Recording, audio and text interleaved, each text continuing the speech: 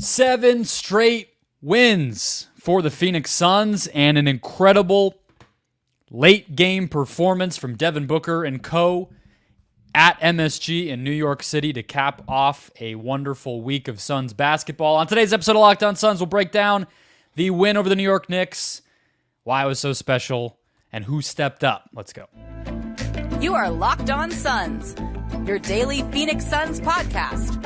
Part of the Locked On Podcast Network, your team every day.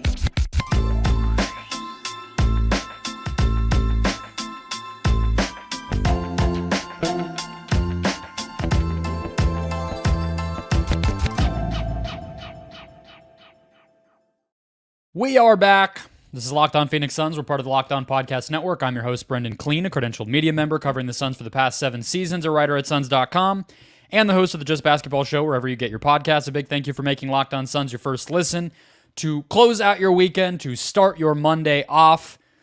Always great to celebrate a win with all of you. Hit follow or subscribe if you have not already. We're free and available every single day, everywhere, including YouTube. So just hit that button, get a new show in your feed Monday through Friday, become an everydayer, get locked onto the Phoenix Suns right along with me every day throughout the rest of the season.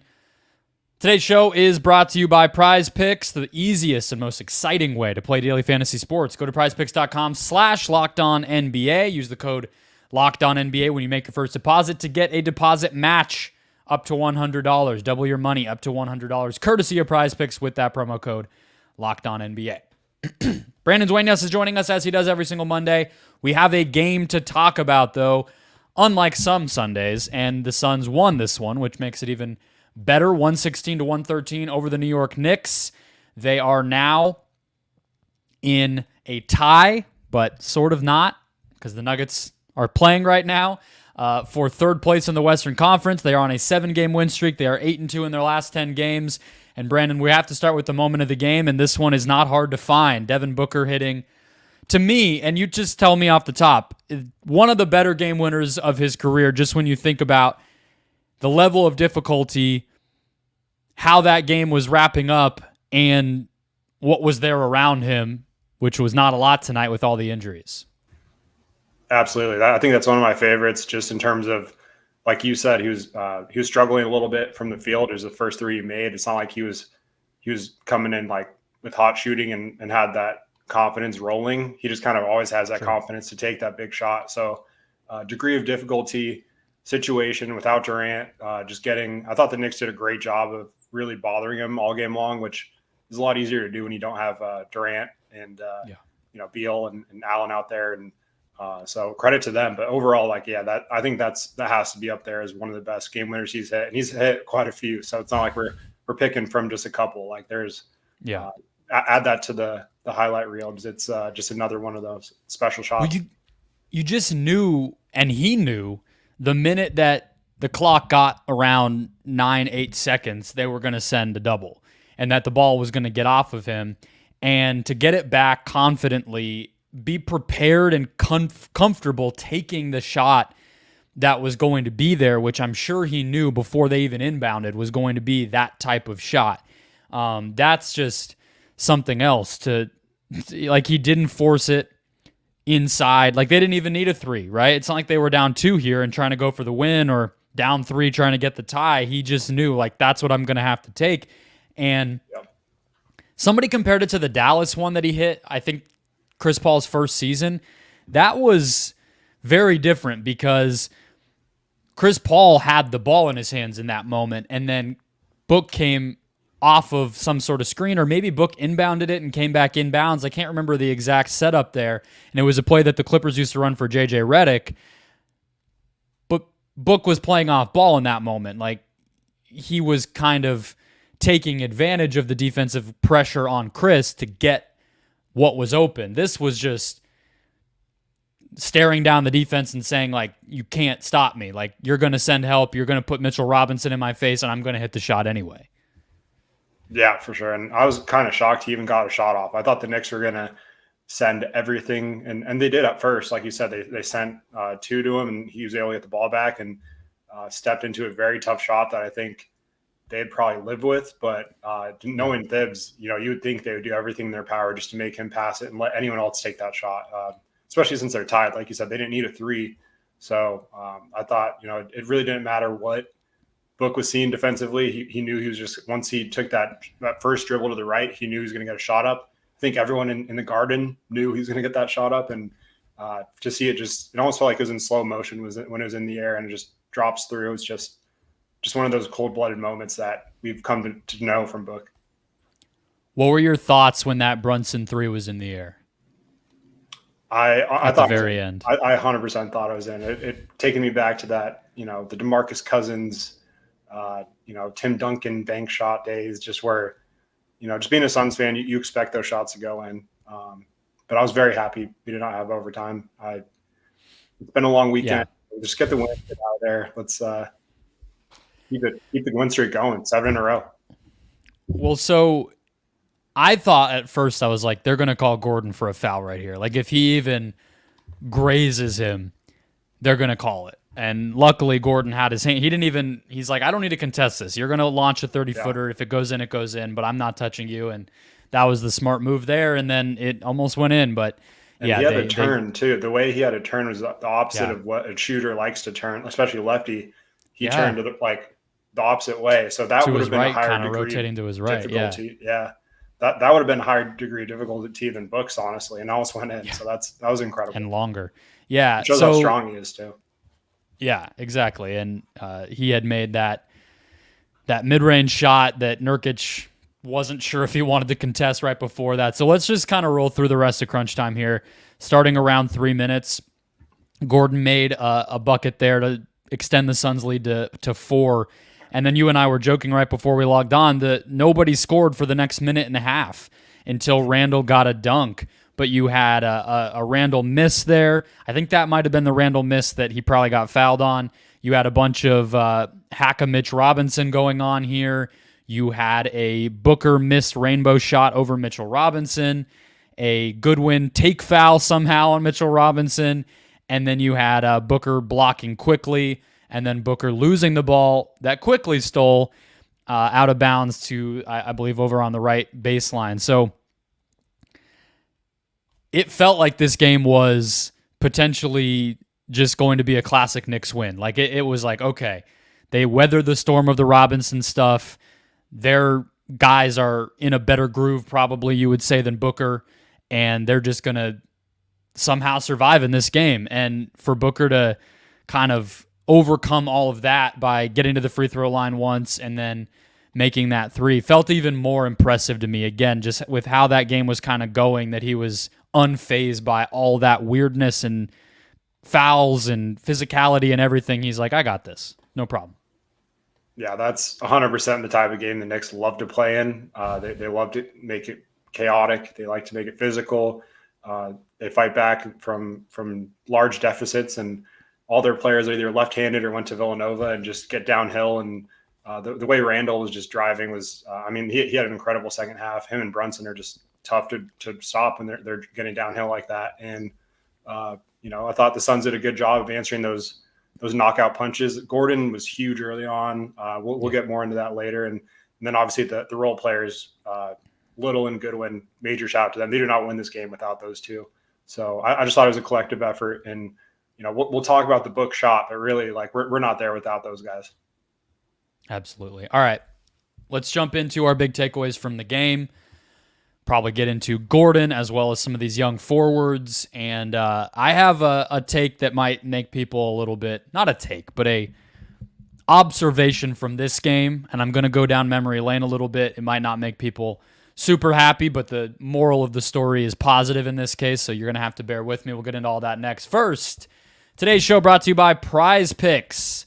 With the basketball season here, you can now pick combo projections across football and basketball from Prize Picks Specials League. And what Specials League is over there is combo projections, including 2 or more players from different sports or leagues. For example, let's say you want to go the most famous, I guess, athletes from each league right now. LeBron James and Travis Kelce at a 10.5 combo of threes made and receptions. It's a pretty good bet most nights. Maybe you go points on LeBron, and you want to hit them more. More often than not, I think Kelsey had like 9 receptions alone today. You're going to hit them more on that one, but that's the type of mixing and matching you can do. It's part of why I love Prize Picks.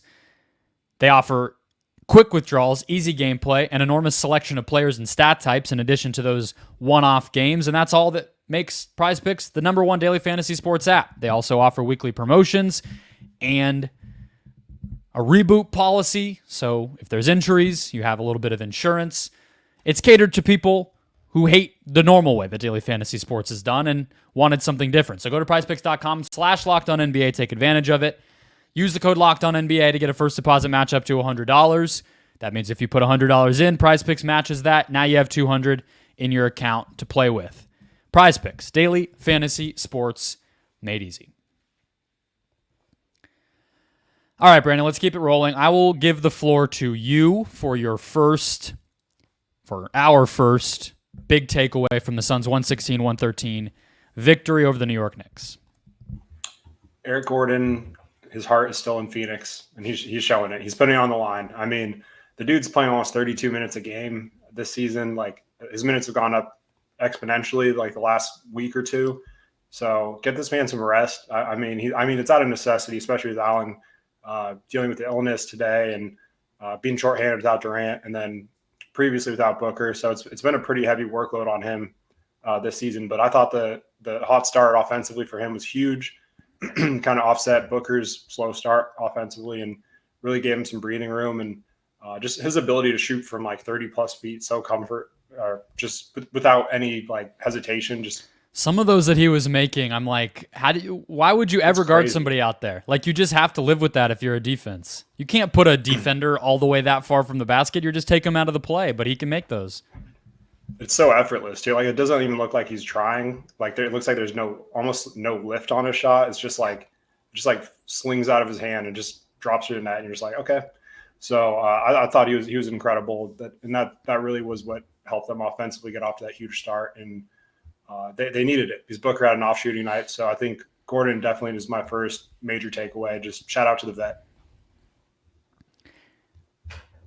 He was a huge part of this, and I think it was his season high. But, I mean, I couldn't help but think watching him in the first half especially, and just thinking about his impact on this team on nights like this, especially when Durant was the only star healthy, now with Book being the only guy healthy, that they got this guy on a minimum. Like, yep.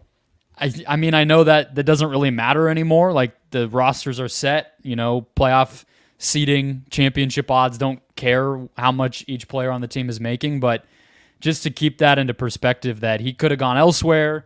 He wanted to come here. Matt Ishbia gave him the 2-year deal to outbid a little bit the other championship contender type teams that might have wanted him.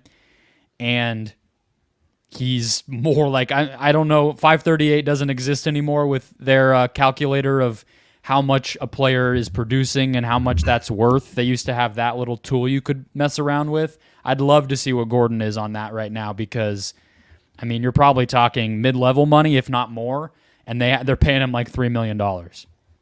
Yeah, no, that was the signing of the offseason, like, hands down for me. I said at the time, too, and I don't know if you remember this, but to rewind for Suns fans and some NBA Twitter in general, a lot of people kind of questioned, like, was this guy going to even get minutes? Like, how much is he going to even play? That was a real thing that was like happening. And now he's averaging the most minutes he's averaged probably in the last like 4 or 5 seasons. So obviously it's not the way in the circumstances you wanted it to be in, but I think him and Grayson Allen, another guy that I don't know where they'd be without him. Like, in the Ayton trade was huge, just looking at what Little did as well. So the role players are finding their identity. And that's why I said last time I was on the show, I missed last week. I was out sick, but the previous Sunday after that OKC loss, I remember saying I was not panicking. They'll be just fine. And the win streak started after that. And in large part due to this team finally finding their identity. So the role players are starting to understand what they have to do. When one of the guys is out, whenever they're both playing, it changes a little bit, but they're starting to find that rhythm. And I think that's going to make them even more dangerous once they get healthy. So we'll talk about the forwards to close out the show, because there's something to say about everybody between Bates, Diop, Okogie, Little, Goodwin, and even Chimezie Metu. But the takeaway that I was going to have is, and the memory lane we're going to go down, is the Dallas series 2 years ago. And what a testament it is to this coaching staff and to Booker that they quickly figured out, let's use all of those types of guys, not just Eubanks, not just Nurkic, as screeners to leverage their playmaking and get the ball popping around a little bit more. Goodwin has 5 assists. Not all of those came when he was screening, but Nurkic has 4 assists on the short roll. And if you remember, the Suns didn't really bother with that against the Mavericks, despite Finney-Smith and Bullock having the Suns ball handlers in hell starting with Game 3, until like Game 5-6, when they finally started using Mikal as a screener. And it doesn't really matter what happened in the Mav series. It's just a point of comparison that we're seeing the Suns push buttons much quicker and much more effectively because Book has leveled up and the coaching staff is more willing to adapt. And this game was just a good encapsulation of that. You have to get creative when Kevin Durant is not in the lineup, Bradley Beal is not in the lineup, Grayson Allen is not in the lineup. You need offense. You need to put up 115 plus to keep pace with this team.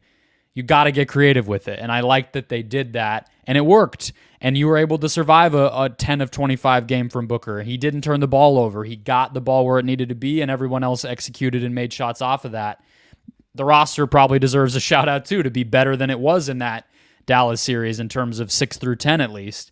But it was a good reminder of how far we've come from those days to see them execute that at such a high level and win the game. Yeah, and I think my favorite thing from Vogel so far this season is how, like you said, how quick he'll make these moves, and it's not desperation to make these tweaks. It's more just aggression and the need to find a solution to problems that jump up very last second. And I think when you do moves like that, there's going to be some nights where it backfires and fans will question you, but overall, like whenever it works out, I think that adds more elements and wrinkles you could bring in come playoff time. So I think ultimately, like a lot of these coaches, especially the ones that know, we have championship aspirations, they use the regular season to find the right combinations, the right sets, the right counters for different matchups and schemes. And I think that's something that the Suns are trying to do while balancing and juggling this injury report, like changing every day type roster. It's just there's a lot of stuff going on. And I think they've handled it really well without being desperate, and at the same time finding quick solutions to win games, and that's all you can ask for. Even just looking at Nurkic, we'll go down memory lane one more time. How often they almost, it's like we know the ball's going to him on the short roll. Like that's the destination of the set is, we're going to, set 2 screens, whether that's a dribble handoff or a regular pick and roll. Somebody's going to pop and somebody's going to roll, and that's going to be Nurkic, and then he's going to read the rotating defense. And like, there's so many plays that just, that's the setup of it, that I almost watch those and I wonder, like, was that might be enough of an explanation for the Ayton trade flat out. Because if you're going to play a center and you're going to involve a second defender, which is what happens when you set a screen, when you have your center set a screen, then the guy setting that screen, who's bringing that second defender into the play, has to be able to do something to punish the defense. And Ayton just didn't do that. And so it's like, at the very least, yeah, Nurkic is going to bobble passes too. He's not always going to take and make layups and dunks. But if you know that he's an outlet as a passer, that solves a pretty huge issue that cropped up many times for the Suns. Like, I almost just look at that and I'm like, that might have been the only thing that they cared about with that transition from Ayton to Nurkic. And I don't know how it'll pan out long term, but sometimes I just watch these games and I'm like, that just wouldn't be happening. Like tonight, the offense would have looked worse if Ayton was in this game. Like flat out, there's almost no way you could tell me otherwise. Yeah, and in addition to that, just you're also getting Grayson Allen and Nassir Little to help with the depth. And like I said earlier, we don't know where they'd be without those guys. And you look at the Beal trade, you get Goodwin back too. So there's a lot of very, I think, undervalued players that came in these trades at the time. I think some people were excited about, other people kind of viewed them as just throw-ins, but overall, like I think the Ayton trade makes a lot of sense when you look at it from that point of view as well.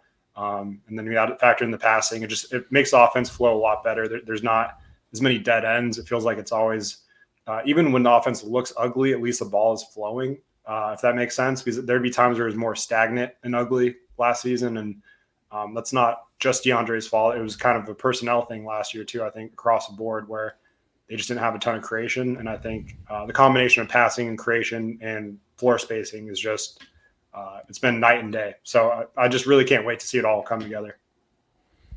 All right, let's go through each of those 5 forwards. I call Jordan Goodwin a forward, but he's kind of a little bit of an everything. We'll go one by one through each, talk about their night, what we liked, what we didn't like. I think it's going to be mostly positive. We'll hit on the box score oddity. We'll close out the show. Want to remind everybody first to check out the Locked On Suns Insiders, where you can get my first reaction to all Suns news, exclusive game day content and observations, weekly video breakdowns, and one-on-one engagement, all directly to your phone via text message. Join the Locked On Suns Insider text alerts now. Be in the know all the time about the Suns. That link is in the show description below.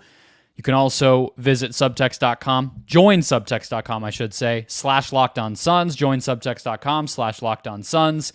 Bonus content there every single day, straight to your phone, so you don't miss a thing. Highly recommend it. Putting a lot of time and effort into it. It's not just a throwaway thing, I promise. So click there below to log in and sign up there.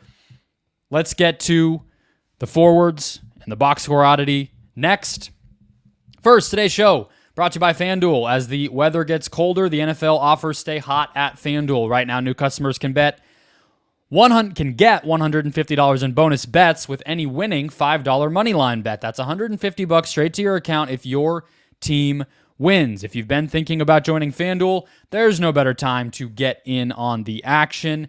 I've been telling you guys, get this deal out of the way with a perfectly nice little huge moneyline bet. So tomorrow, on Monday, you have the Indiana Pacers minus 700 at home against the Portland Trail Blazers. There you go. There's your bonus bet. You don't even have to think about it.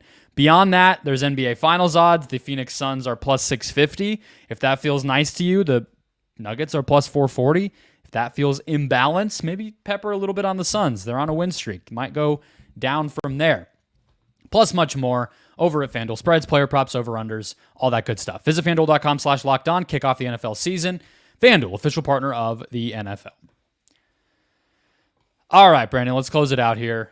Young forward breakout watch. Who do you want to start with between Bates Diop, Okogie, Metu, Little, and Goodwin? A lot of guys to talk about. Let's start with KBD. Why not?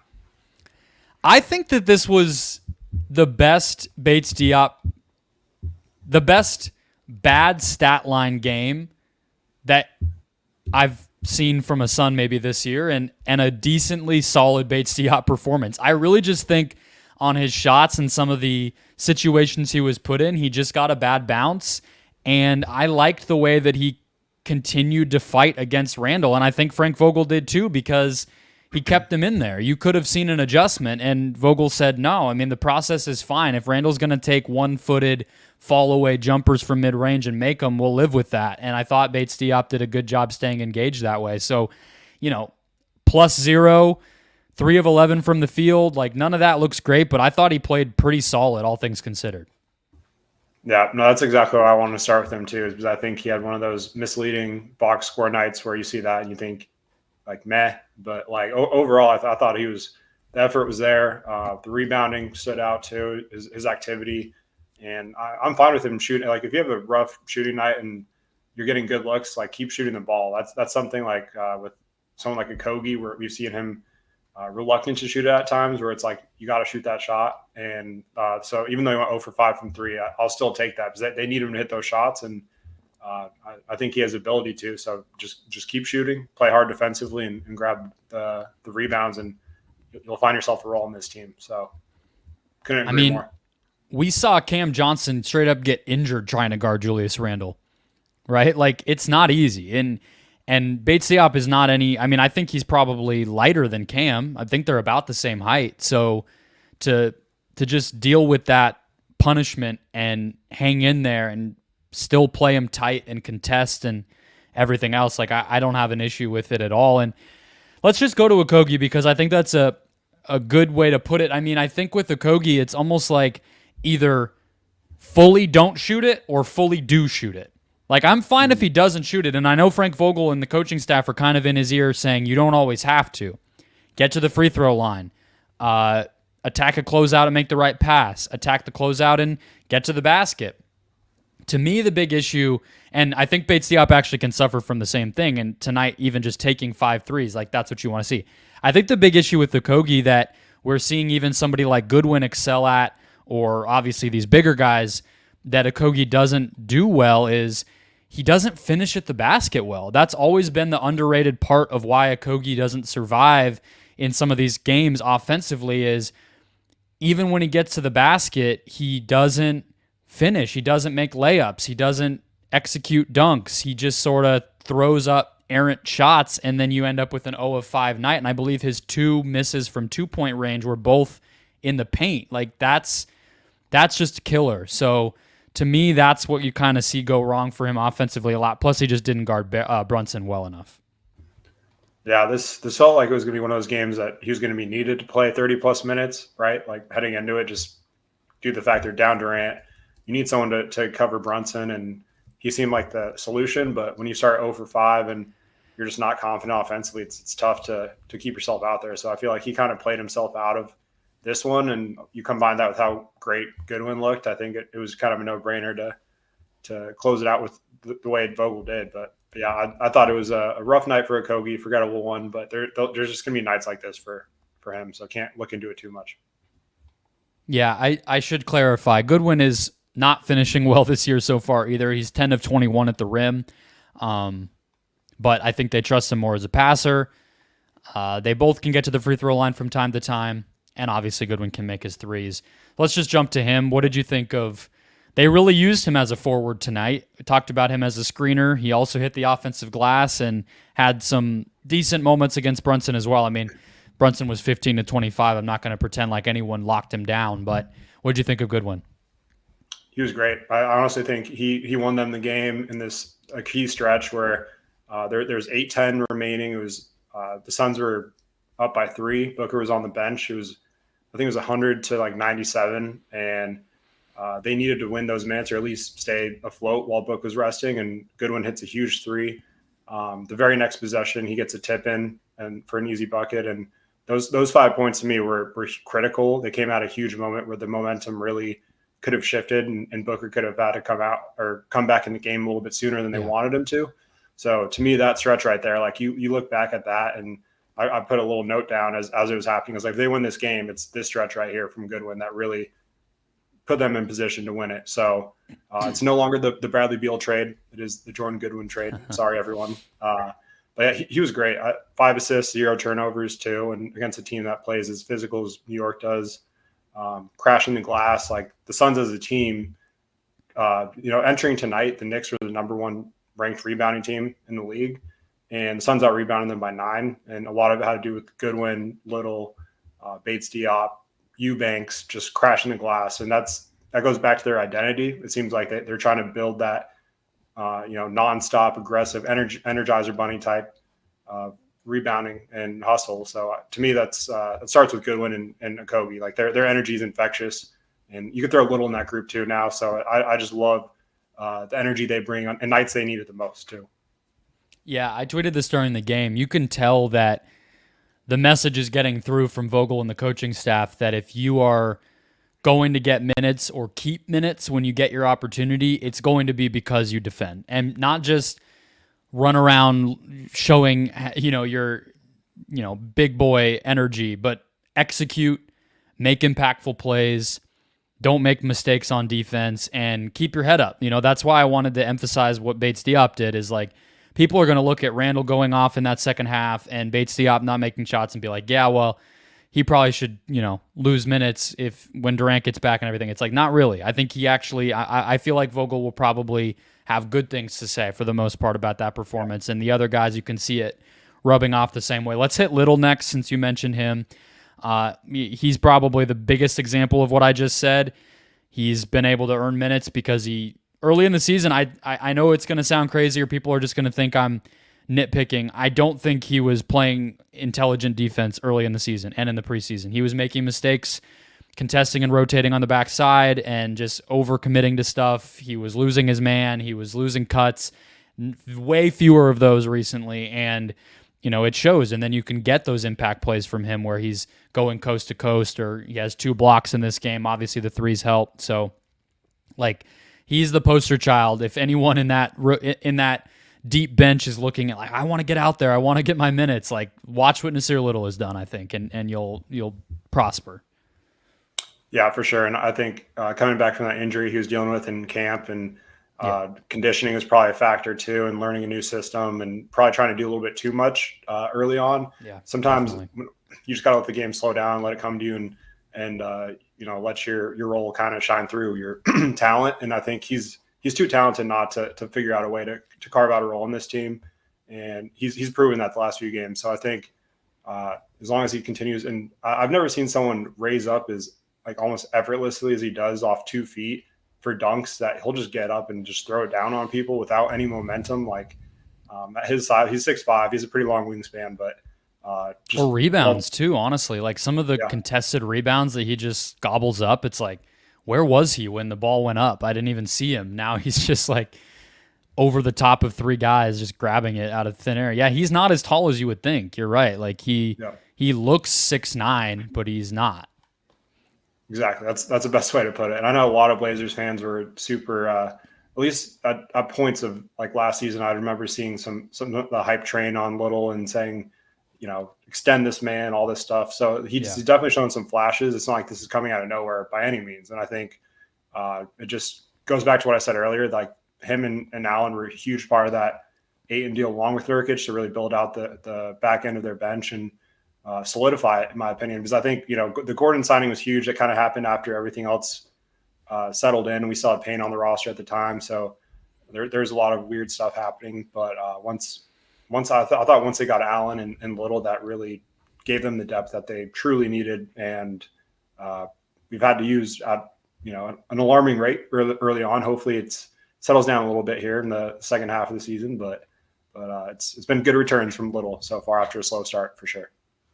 Yeah, it's just higher upside players. I mean, we went through this last year watching the Suns, where it was about a month further into the calendar after Book tried to come back during Christmas. But we saw those games where Okogie and McHale and whoever campaign were just way overmatched, trying to do too much. And obviously, if all 3 stars were out right now, it would feel that way too. But Chris Paul was healthy during some of that, and there weren't enough guys who could tap into more. There was no Gordon, no Allen, no athletic youth to tap into, and it just sort of went nowhere. And I think this stretch has been nice to see, when it was just Durant. Now when it's just Booker, okay, there's a little more here, and the creativity of the coaching staff, like we talked about, it's all kind of hitting at the same time. So let's hit Metu to close. We can skip the stat for today because we're going long, but I just think, the biggest thing I want to say about Chimezie Metu that I don't know if people have understood, that I think is being reinforced during the minutes that he's been able to get. Yes, he played a little bit of small ball center in a couple of these games, but he's a 4. And what makes him useful and valuable is that he can play the 4. I think we're kind of still in the Warriors dynasty mindset from 5 years ago in the NBA. Now you want size. You want skilled size. So if you can have a guy like Metu who can guard smaller players, who can make threes, you actually want that player at the 4, especially because he's not great defending the pick and roll, and that's fine. A lot of guys who have tried to play center are not good at doing that. Ben Simmons, you can talk to him about defending the pick and roll. It's a hard thing to do. You want Metu as a help defender, as a shot blocker, as a floor spacer, rebounder, because he can do all of it. So take advantage of that. And I think if he's going to have a spot in the rotation in any sort of playoff series or anything, it's going to be providing extra size as another big man, not trying to play small ball center. And so you're seeing that, and I think he's doing really well. Yeah, no, I agree there. I think especially once Durant's back, it's going to be tough for him to crack the rotation consistently, especially if KBD continues to play well and Little's in the rotation. It doesn't open a lot of pathways for him, but he's made the most of his minutes whenever he gets his opportunity. So I think Even like Durant playing small ball 5, if you throw him out the 4 in a pseudo 5 role type deal, like that could be a way to earn some minutes in a playoff series. But yeah, it's going to be tough for him, I think. I would love to see a lineup where it's like 4 out of the 5 guys we just talked about and Durant. Like, I would love to see Goodwin, Bates Diop, Little, Metu, Durant or something. And it doesn't, I mean, they've all shown enough flashes that I think we could see that. Like, that's kind of the best way to build a Durant at center lineup, is have as much size and intensity and physicality as you can have at all the other 4 positions, and then just hope your defense can survive. But, you know, I guess in the playoffs, I think like Vogel's probably dying to throw that out there. So maybe once everyone's healthy, we'll see it. Suns fans just want Bol in that lineup, but I guess you probably do too, Brandon. But that's all right. I've sold some of my shares off Bull Island, so it's unfortunate, but I still have some keep in my back pocket. But yeah, it's good. You don't want to You don't want to move too many assets all at once. You want to keep, sprinkle some here and there. But yeah, exactly. Suns fans, judging from the arena chants or the lack thereof, I think Suns fans are maybe backing off that a little bit too. But he didn't get any minutes with Eubanks out. I'm not sure when he will get minutes. That's all right, though. They have, as we just went through, 5 other young, interesting, athletic guys who have been able to step in and give them a lot. So that will wrap us up. Fun win, 7 straight, more to come. Raptors on Wednesday. That's a beatable team. Durant should play. I mean, if he came on the road trip and was close tonight, you'd think he plays on Wednesday. So more shows getting you ready for that one, and a interesting homestand in the following weekend. Don't forget to sign up for Locked On Suns Insider text alerts at the link in the show description below. Follow Locked On Suns on TikTok, where you can get my instant reactions in video form to these games and some fun stats and jokes and silly stuff along the way as well. Locked On Suns audio exclusive game previews on every game day.